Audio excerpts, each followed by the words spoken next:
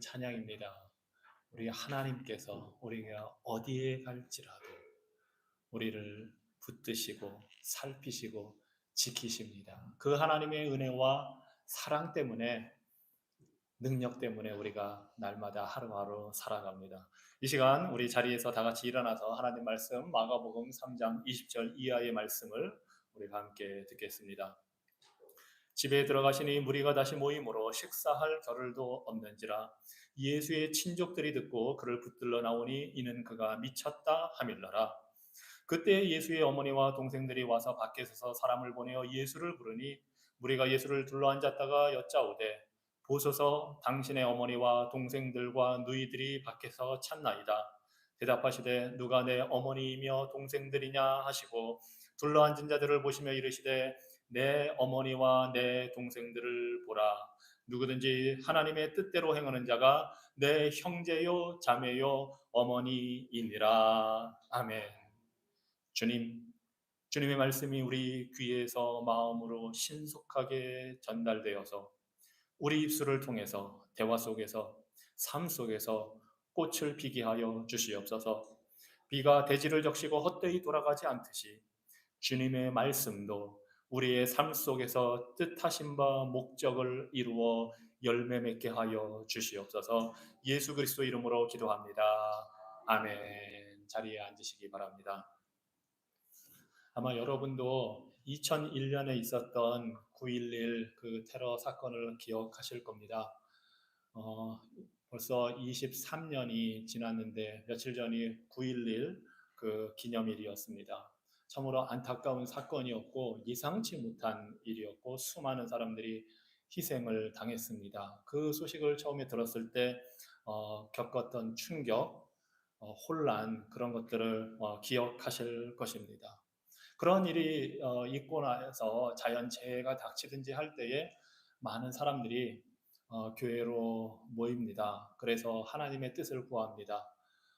왜 이런 일이 일어났을까? 왜 이런 비극이 닥쳤을까? 질문을 합니다. 예수님 당시에도 그런 사건들이 좀 있었습니다. 사고가 있었습니다. 누가복음 13장에 보면은 비슷한 이유로 사람들이 그런 사건을 자연재해를 당하고 예기치 않은 그런 일들을 당할 때에 주님께 질문을 합니다. 한 번은 빌라도 그 총독이 갈릴리에서 예루살렘에 제사 지내러 온 사람들을 무슨 이유인지 죽이고 제사 지내는 그곳에서 그들의 피를 흘리게 해서 큰 충격을 주었던 사건이 있었습니다. 또 한 번은 실로암 망대를 건설하는 그 현장에서 망대가 무너져 내려서 18명이 희생당하는 사고가 있었습니다. 그때 사람들이 야, 이런 일이 왜 일어날까? 누구의 잘못 때문일까? 하고 원인을 따지고 이게 혹시 누구의 죄 때문은 아닐까 질문을 합니다. 그때 예수님이 이렇게 말씀하십니다. 너희에게 이르노니 아니라, 누구의 죄 때문이 아니라, 누구의 죄가 더 커서가 아니라 너희도 만일 회개치 아니하면 다 이와 같이 망하리라 말씀하십니다. 비극적인 사건이 일어나서 우리의 목숨이 한치 앞을 모르는 그런 세상을 살아가는 이스라엘 백성들을 향해서, 우리를 향해서 주님이 말씀하십니다. 잘잘못 이전에 우리가 기억해야 할 것은 누구든지 회개하지 아니하면 이렇게 멸망당한다 말씀하십니다. 그래서 우리 주님께서는 그 멸망으로부터 이스라엘 백성들을 구원하기 위해서, 우리들을 건져내기 위해서 이 땅에 오셨습니다. 그리고 복음의 소식을 우리에게 전해주고 계십니다. 회개하고 복음을 믿으라, 죄의 길을 떠나라 말씀하십니다.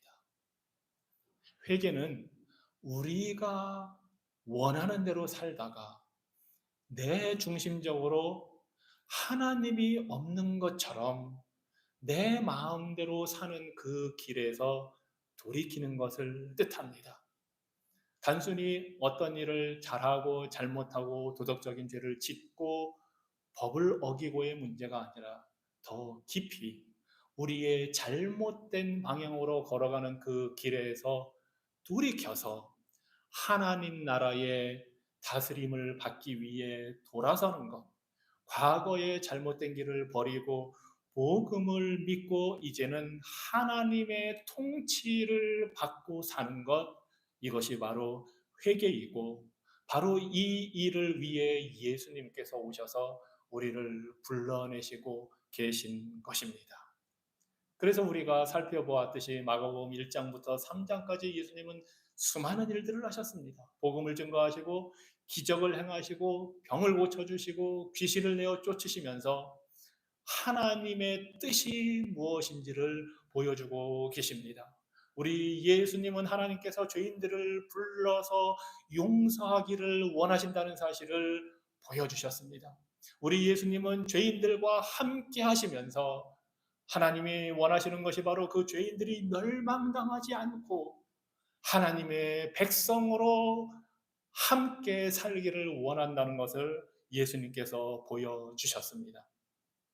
그리고 이 모든 사역을 통해 예수님의 인기가 많아지고 수많은 사람들이 예수님께 몰려들고 예수님을 어떻게든 접촉하기 위해서, 만져보기 위해서라도, 병을 고치기 위해서 예수님께 몰려듭니다. 그런데 모든 사람들이 이렇게 예수님을 환영한 것이 아님을 우리는 잘 알고 있습니다. 종교 지도자들, 바리새인들, 서기관들은 예수님을 환영하지 않았습니다. 어떻게 해서든 예수님의 꼬투리를 잡아서 심지어는 예수님을 죽일 궁리까지 하기에 이르렀습니다. 종교 지도자들, 바리새인들, 서기관들이 볼 때에는 자신들이 원하는 그런 방향이 아니라 예수님이 원하는 하나님의 뜻이 자신들과는 맞지 않는다는 사실을 깨닫고 예수님을 대적하기에 이르렀습니다. 그래서 한편에서는 예수님을 좋아서 쫓아가지만 다른 한편에서는 예수님을 거부하고 심지어 예수님을 죽이려는 일까지 일어나는 것을 우리가 보게 됩니다. 그런데 예수님을 향한 반응이 이렇게 두 가지만 있던 것이 아니었습니다. 오늘 본문 말씀은 예수님의 가족들이 그 예수님을 어떻게 생각하는지를 잘 보여주고 있습니다. 우리 예수님께서 가족이 있다는 사실을 아시나요? 아버지는 요셉이고 어머니는 마리아입니다. 그렇지만 예수님은 동정녀 마리아, 심지어 결혼하기 전에 이 약혼한 상태에서 마리아를 통해서 태어났습니다. 성령의 역사하심으로 처녀 마리아가 예수님을 출산했던 것입니다. 그래서 그의 아버지는 하늘에 계신 하나님 아버지이고, 하지만 법적으로 이 땅에 사는 동안에는 요셉이 아버지가 되었습니다. 그리고 예수님은 이제 후에 요셉과 마리아를 통해 낳은 동생들이 있었습니다. 형제들이 있었고 남동생들이 있었고 여동생들이 있었습니다. 오늘 본문은 그 가족들이 예수님을 어떻게 생각하는지 보여주고 있습니다. 20절에 보니까 집에 들어가시니 무리가 다시 모임으로 식사할 겨를도 없는지라. 수많은 사람들이 몰려들기 때문에 우리 예수님은 식사조차 할 수가 없었습니다. 예수의 친족들이 듣고, 즉 가족들이 듣고 그 사실을 그를 붙들러 나오니 이는 그가 미쳤다 하밀라라. 이 가족들은, 예수님의 어머니 마리아와 동생들은 예수님을 지금 붙잡으러 왔다고 합니다. 왜냐하면 소문이 나기를 예수가 미쳤다, 이렇게 소문이 나서 그 얘기를 듣고 화들짝 놀라서, 말하자면 지금 나온 예수님께로 나온 것입니다. 예수님은 원래 베들레헴에서 태어나셨지만 자라기를 애굽에 피신 갔다가 온 다음에는 갈릴리 북쪽의 나사렛이라는 정말 이름도 없는 조그마한 동네에서 성장했습니다. 그곳에서 공적인 사역을 30에 시작하시기까지 그곳에서 자라면서 그곳에 있는 회당을 다니시고 그곳에서 사람들과 알고 지내고 계셨습니다. 그곳이 원래는 고향이나 마찬가지입니다. 하지만 어느 순간부터 예수님의 사역은 나사렛 고향이 아니라 갈릴리 호수 가버나움에 자리를 잡고 그곳에서 사역을 하십니다. 왜냐하면 고향에 있던 나사렛 동네 사람들이 예수님을 그렇게 환영하지 않았기 때문입니다. 예수님이 그 나사렛 자기가 자라온 동네의 회당에 들어가서 이사야서의 말씀을 읽으시고 이 말씀이 오늘 이루어졌다 선언하시고 그 말씀이 곧 자신을 가리켜 이루신 말씀이라고 선언했을 때 나사렛 동네 사람들은 예수님을 선생으로 인정하려 들지 않았습니다. 오히려 그 예수님을 불경건하다고 생각해서 동네 밖으로 쫓아내고 낭떠러지에 밀어 죽이려고 했습니다. 아니, 30년 동안 동네에서 보고 자란 그 예수가 자기들과 함께 자랐고 놀고 먹고 지내고 했던 그 예수가 어느 날 갑자기 예루살렘에 한번 다녀오더니 자신이 선생이 되어서 하나님 나라의 말씀 구약 성경을 이룰 선지자라고 메시아라고 지금 선언하는 그 소리를 듣고 동네 사람들은 그 사실을 받아들일 수가 없었습니다. 그래서 예수님을 배척한지라 하고 마태복음 13장에서 말씀합니다. 그래서 예수님이 그곳에서 더 이상 사역을 하실 수가 없었습니다. 기적을 행하려고 해도 동네 사람들이 도무지 받아들여 주지를 않습니다. 믿어 주지를 않습니다.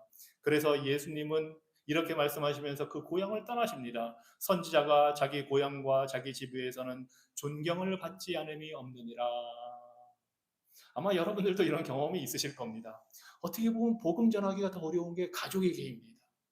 워낙 잘 아는 사이고 허물을 다 알고 있고 그래서 우리가 복음을 전하려 하면 잘 모르는 친구나 잘 모르는 사람이라면 오히려 잘 귀래도 기울여 주는데 집안 친척 가족들은 쉽게 들으려 하지 않습니다. 마찬가지 현상이 우리 예수님을 향해서 나타났던 겁니다. 그래서 예수님은 고향 나사렛을 떠나서 가버나움에서 사역을 하십니다. 그 동네에 돌아가실 생각을 하지 못했습니다. 가족들은 그냥 나사렛 동네에서 예수님이 밖에서 돌아다니면서 기적을 행하고 사역을 한다는 소식만 듣고 있었습니다. 그런데 어느 순간부터 예수님이 미쳤다 하는 소문이 들어오기 시작합니다. 그리고 우리가 잘 알다시피 종교 지도자들이 예수님을 죽이려 한다는 소문도 들려오기 시작합니다. 그래서 예수님의 가족들이 이렇게 찾아온 것은 예수님이 걱정되어서 그것이 첫 번째 이유입니다. 예수님의 안전을 생각하고 도대체 먹을 시간도 없이 저렇게 다니는 거 보니까 정말 정신이 나갔구나 생각이 들어서 예수님을 찾아온 겁니다. 뿐만 아니라 헤롯 당이라는 사람들은 정치적인 이유로도 예수님을 죽이려 한다는 소문이 돕니다. 여러 가지로 예수님에 대해서 걱정이 됩니다. 걱정뿐만 아니라 어떻게 보면은 참 명예스럽지 못한 일이기도 합니다. 아니, 자신의 아들이, 자신들의 형이 저렇게 나가서 사람들, 군중들을 몰고 다니면서 안전도 위험한 데다가 이상한 소리를 많이 들으니 우리 집안에는 어떻게 보면 좀 수치스러운 일이기도 하고 여러 가지 걱정과 염려와 수치와 섞인 감정으로 그 예수님을 데리러 갑니다. 단순히 데려오겠다는 게 아니고 붙들어서 데리고 오겠다. 오늘날로 말하면 정신병원에 넣기 위해서 붙들어 가는 것처럼 그렇게 예수님을 지금 데리러 온 것입니다. 한번 생각해 보십시오. 여러분 가정에서 자라는 물론 마리아는 예수님을 누군지 알고 있었습니다. 왜냐하면 천사를 통해 말씀을 들었고, 이 아이가 특별한 아이구나. 왜냐하면 자신이 직접 처녀 때에 낳았기 때문에 특별하다는 걸 알고 있었지만, 그 이복 동생들은 이 예수님에 대해서 어떻게 생각을 했겠습니까? 완전한 형, 죄 하나 짓지 않는 형, 부모님에게 혼나지도 않은 형, 어떻게 보면 가까이 하기에는 너무 먼 형일 수도 있습니다. 이런 형제가 저한테 있었다면 저는 감당하기 힘들었을 겁니다. 너무나 비교가 많이 되고. 아무튼 이해하기 힘든 그 형이 지금 나가서 이런 일들을 겪고 있습니다. 그래서 예수님을 붙들러 왔습니다. 그런데 33절에 보니까 이렇게 이야기합니다. 예수님께서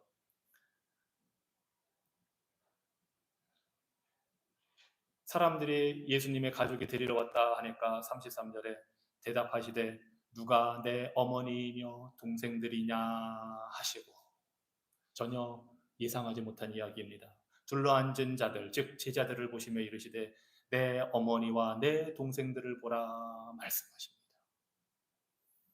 이것은 예수님이 지금 가족 관계를 끊고 모르겠다 하시는 것이 아닙니다. 우리 예수님은 누구보다도 가족을 사랑하셨습니다. 그래서 십자가에 달려 돌아가시는 그 순간에도 자신의 어머니 마리아를 자신의 제자 요한에게 부탁하면서 이제부터 너의 어머니니 잘 돌봐드려라 부탁하셨습니다. 십자가 위에서. 그 동생들을 포기하신 분이 아닙니다. 그 동생들은 후에 예수님의 부활 후에 오순절 다락방에 모여서 마리아와 함께 모여서 성령을 받고 예수님을 믿고 예수님을 섬기는 그런 제자들이 되었습니다. 그렇지만 바로 이 순간에는 예수님께서 자신의 친어머니와 동생들보다 더 중요한 관계가 있다는 것을 보여주시기 위해 이렇게 말씀하시는 것입니다. 다시 말해서 육적으로 연결되어 있다고 해서 곧 영적으로 예수님의 가족은 아니라는 것을 주님께서 말씀해 주십니다. 육적인 관계가 영적인 관계를 보장해 주지는 않습니다. 부모님이 예수님을 믿었다고 해서 자녀가 곧 예수님을 믿는 자가 되는 것이 아닙니다. 남편이나 아내, 배우자가 예수님을 믿는다고 해서 그 다른 배우자가 곧 예수님을 믿는다고 우리는 말할 수가 없습니다. 예수님의 진정한 영적인 가족이 되는 것은 그런 육적인 관계 때문에 되는 것이 아니라 영적인 능력을 받고 회개하고 복음을 믿을 때에만 가능하다는 것을 지금 예수님께서 보여주시기 위해서 이 말씀을 하신 것입니다. 그래서 로마서 8장 9절에서는 이렇게 이야기합니다. 육신으로 난 자가 하나님의 자녀가 아니요 오직 약속의 자녀가 아브라함의 자손으로 여김을 받는다 합니다. 당시 유대인들은 조상 아브라함 때문에 누구든지 다 하나님의 자녀고 천국 간다고 믿고 살았습니다. 아니, 예수님의 가족 정도 되면 당연히 그렇게 될 거라고 생각할 수가 있습니다. 그런데 예수님은 그것이 아니라 육적으로 맺어진 관계가 아니라 약속의 자녀가 되어야만 천국에 갈 수 있다고 말씀하십니다. 예수님은 그래서 마태복음 3장 8절로 9절에서 그렇게 생각하는 유대인들을 향해 이렇게 말씀하십니다. 너희는 속으로 아브라함이 우리 조상이라 생각하지 말라. 하나님이 능히 이 돌들로도 아브라함의 자손이 되게 하시리라. 착각하지 말아라. 유전적으로 연결되어 있다고 해서 혈통이 같다고 해서 하나님 나라의 백성이 되고 예수님의 가족이 되는 것이 아니라고 말씀하시는 것입니다. 그러면서 요한복음 1장 12절 이하에서 영접하는 자 곧 그 이름을 믿는 자들에게는 하나님의 자녀가 되는 권세를 주셨으니 이는 혈통으로나 육정으로나 사람의 뜻으로 나지 아니하고 오직 하나님께로부터 난 자들이니라.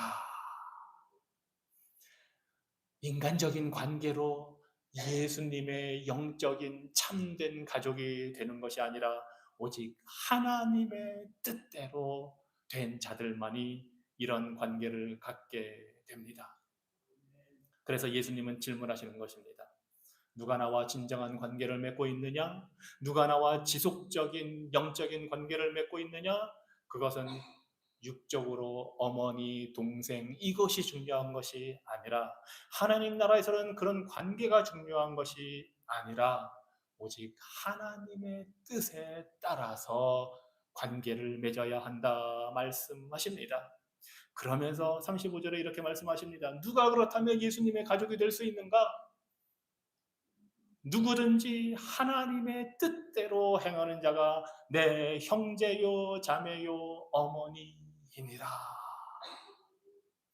예수님께서 밖에서 기다리는 그 가족들을 아시지만 방 안에 집 안에 같이 있는 제자들을 둘러보시면서 하신 말씀이 육적인 관계가 아니라 하나님의 뜻대로 행하는 여러분들이 내 형제요, 자매요, 어머니입니다.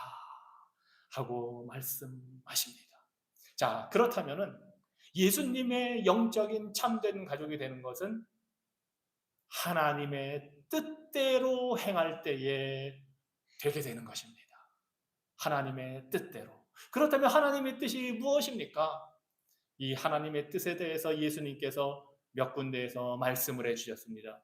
무엇보다 요한복음 6장 40절에서 내 아버지의 뜻은 아들을 보고 믿는 자마다 영생을 얻는 이것이니 하십니다.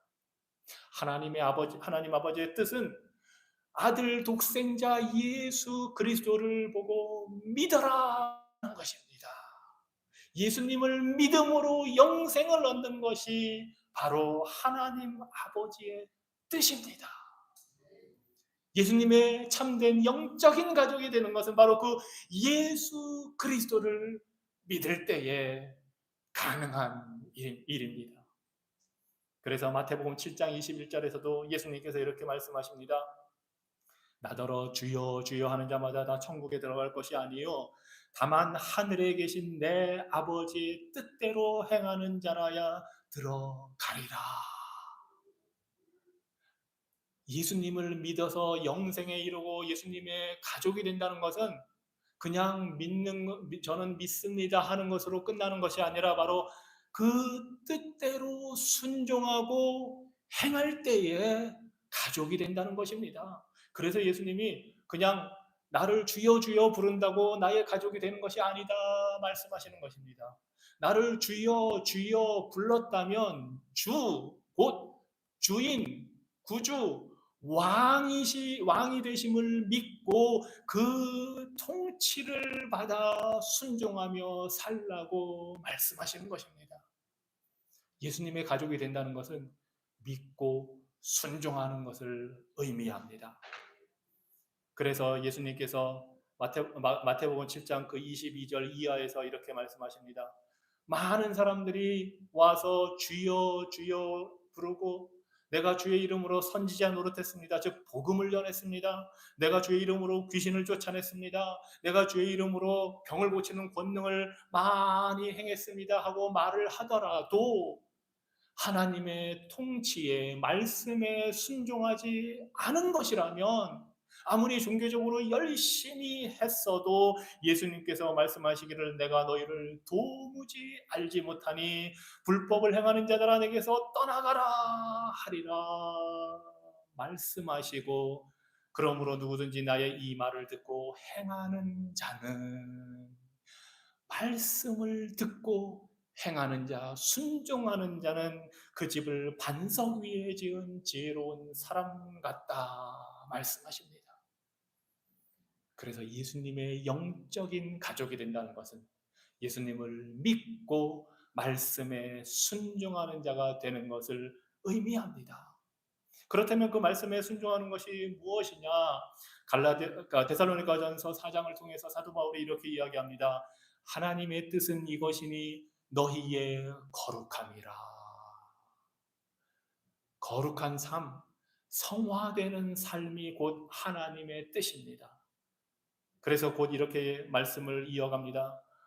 곧 음란을 버리고 각각 거룩함과 존귀함으로 자기의 아내에 대할 줄을 알고 하나님을 모르는 이방인과 같이 세욕을 따르지 말고 이 일에 분수를 넘어서 형제를 해하지 말라 말씀합니다. 우리는 구별된 삶, 거룩한 삶을 살 때에 예수님의 제자라는 것을 알 수 있습니다. 예수님의 참된 가족이라는 것을 알 수 있습니다. 물론 이렇게 된다는 것이 육적인 가족들을 무시하라는 것이 아닙니다.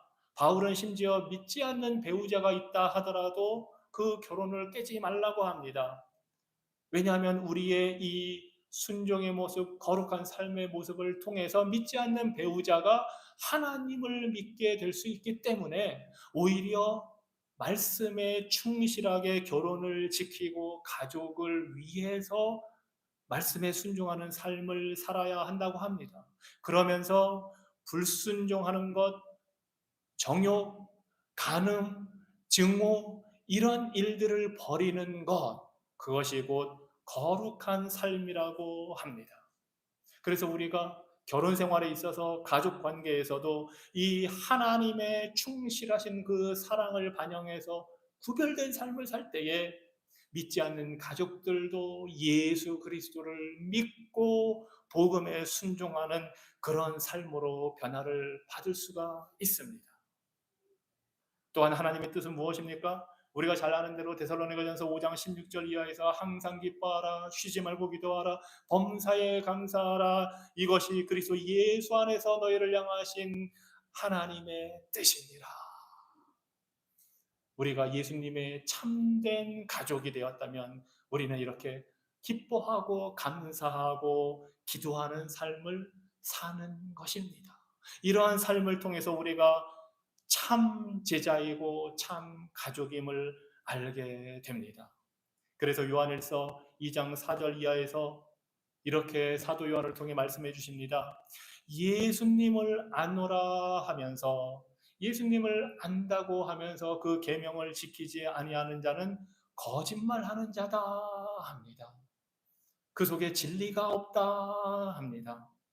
하지만 누구든지 그 말씀을 지키는 자는 하나님의 사랑이 참으로 그 안에서 온전하게 되었나니 이로써 우리가 그의 안에 예수 그리스도 안에 있는 줄을 아노라. 우리가 순종하며 예수 그리스도를 따를 때 우리는 예수님 안에 있게 되고 예수님이 우리 안에 있게 되고 그러면 우리가 예수님의 가족으로서 살아가는 것입니다. 이 세상도 지나갈 것입니다. 육신적인 관계도 끝날 것입니다. 이 세상의 모든 것, 정욕도 다 지나가지만 오직 하나님의 뜻을 행하는 자, 즉 예수 그리스도의 복음을 믿고 순종하는 자는 영원히 살게 될 것이다 말씀하십니다. 그러면서 죄를 짓는 자는 마귀에게 속하나니 의를 행하지 아니하는 자나 또는 그 형제를 사랑하지 않은 자는 하나님께 속하지 아니한다 말씀하십니다. 우리가 순종의 삶, 거룩한 삶을 살 때에 죄를 멀리하게 되고 의를 행하게 됩니다. 만약에 그렇지 않다면 여전히 마귀의 가족으로 마귀에게 속해서 살아가는 것입니다. 그래서 예수님의 가족이 된다는 것은 간단하게 말하면 바로 복음을 믿고 예수님을 주로 섬기고 순종하는 삶을 사는 것입니다. 우리가 예수님께서 제자들을 부르신 12제자를 부르신 그 장면을 보았습니다. 예수님께서 특별히 원하시는 자들을 불러 세워 주셨습니다. 하지만 그 중에 가룟 유다가 있다는 사실을 우리는 잘 알고 있습니다. 예수님은 3년 동안 그들과 함께 하시면서 하나님이 어떤 분이신지를 보여주시고 구원의 길을 보여주시고 복음을 전하고 알려주셨습니다. 그래서 그 12제자들에게 구원의 기회를 다 주셨습니다. 하지만 가룟 유다는 예수님의 참된 제자가 되지를 못했습니다. 가룟 유다도 예수님의 능력을 받아서 복음을 전했습니다. 선지자 노릇했습니다. 나가서 귀신도 내쫓고 병자도 고쳐주는 권능을 다 행했습니다. 하지만 그는 예수님을 구주로 하나님의 아들로 믿지를 않았습니다. 가룟 유다가 믿고 싶어 한 구세주는 자신이 생각하는 대로 자신에게 물질적인 부를 갖다 주고 이스라엘 백성을 정치적으로 해방해주고 로마 군대를 멸망시켜서 자신이 한 자리 할 수 있도록 만들어 주실 수 있는 그런 구세주를 원했는데 우리 예수님은 십자가의 희생의 길을 가셨기 때문에 가룟 유다는 그 예수님을 구주로 믿지 않습니다. 이것이 마태복음 7장에서 말씀하신 대로 처음에는 주여 주여 했지만 예수님을 정말로 주인으로 모시지 않은 불법을 행하는 자의 모습입니다. 하지만 예수님의 가족은, 참된 영적인 가족은 그 예수님을 구주로 믿고 순종하고 말씀대로 살아가고 내가 원하는 대로 내 방식대로 내 기준대로 사는 것이 아니라 하나님 아버지의 뜻대로 순종하고 예수님께 복종하는 그 사람들이 참된 가족이고 구원받은 백성입니다. 그래서 우리 예수님의 참된 가족으로서 우리는 특권을 가지고 살아갑니다. 이것이 보통 특권이 아닙니다. 하나님께서 성령을 보내어 믿게 하시고 자녀로 입양하셔 주셨기 때문에 얻게 되는 참된 특권입니다. 그래서 요한일서 3장에서 이렇게 말씀하십니다. 보라, 아버지께서 어떠한 사랑을 우리에게 베푸사 하나님의 자녀라 일컬음을 받게 하셨는가. 우리가 그러하도다. 그러므로 세상이 우리를 알지 못함은 그를 알지 못함이라. 사랑하는 자들아, 우리가 지금은 하나님의 자녀라. 장래에 어떻게 될지는 아직 나타나지 아니하였지만 그가 예수께서 다시 오실 때에는 우리가 그와 같을 줄을 아는 것은 그의 참모습 그대로 볼 것이기 때문이니 주를 향하여 이 소망을 가진 자마다 그의 깨끗하심과 같이 자기를 깨끗하게 하느니라.